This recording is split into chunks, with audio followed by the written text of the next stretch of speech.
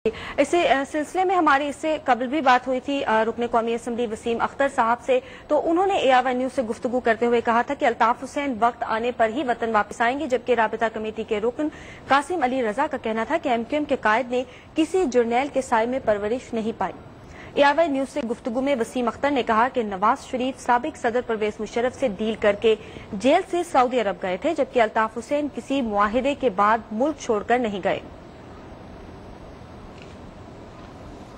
और एक बार फिर हमारा राब्ता बहाल हुआ है MQM के रहनुमा सलीम शहजाद साहब से। अस्सलाम वालेकुम। वालेकुम अस्सलाम। क्या कहेंगे सलीम शहजाद साहब, आज जो मुस्लिम लीग नवाज की जानिब से प्रेस कॉन्फ्रेंस की गई और एक बार फिर ये कहा गया कि ये जो ऑपरेशन किया गया था, clean up operation against MQM, वो अल्ताफ हुसैन साहब की जानिब से कहने पर ही किया गया था। शायद सिद्दीकुल फारूक साहब की याददाश्त बड़ी कमजोर है, मैं उनकी याददाश्त को जरा और मजबूत कर देता हूँ।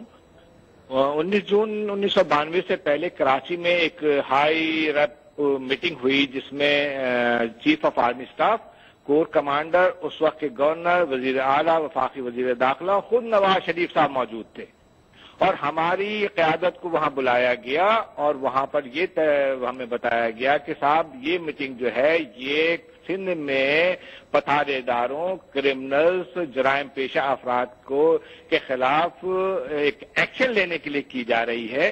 हम उस मीटिंग में मौजूद थे, उसके प्रूफ्स हमारे पास मौजूद हैं, वो तस्वीर हमारे पास मौजूद है और 72 मछलियों को कहा गया कि 72 मछलियों को के खिलाफ कार्रवाई की जाएगी।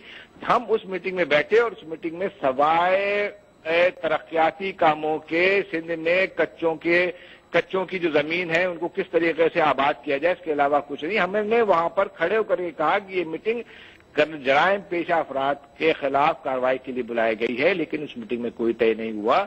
जनाब आली सिद्दीकुल फारूक साहब, आप MQM की अल्ताफ भाई की फिक्र करना छोड़ दें, अपने कायद के बारे में बताएं कि पाक लैंड में जो 4 फ्लैट 10-10 मिलियन के हैं वो कहां से आए।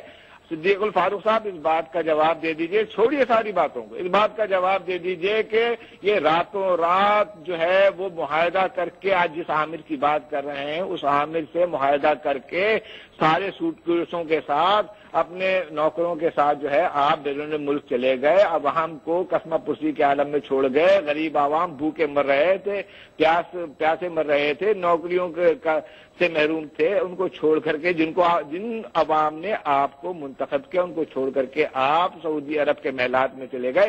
5 साल तक आप वहां पर रहे, आपको अवाम की कोई खबर नहीं रही। आज आप आवाम के दुखियारी बनकर के यहाँ आ गए हैं। खुदारा अल्लाह के खौफ से बचें, खैर गजब से बचें, अवाम के खैर गजब से बचें। अब पंजाब के अवाम बेदार हो चुके हैं, वो सिद्दीकुल फारूक जैसे और नवाज शरीफ और मुस्लिम लीग नून जैसे के लीडरों को अच्छी तरह समझ चुकी है।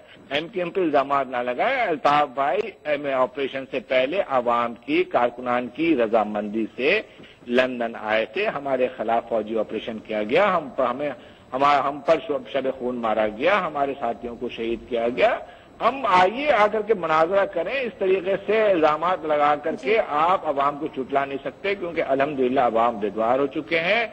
अब कराची से लेके कश्मीर तक MQM फैल चुकी है। अल्हम्दुलिल्लाह आपके इल्जामात के बावजूद पहली मर्तबा आजाद कश्मीर में MQM का डिप्टी स्पीकर कायम मुकाम सदर बना। ये MQM की कामयाबी है। लिहाजा MQM का रोना रोने के बजाय अपने गिरबान में झांक करके देखें। जी, बहुत शुक्रिया सलीम शहजाद साहब AIY न्यूज से बात करने के लिए।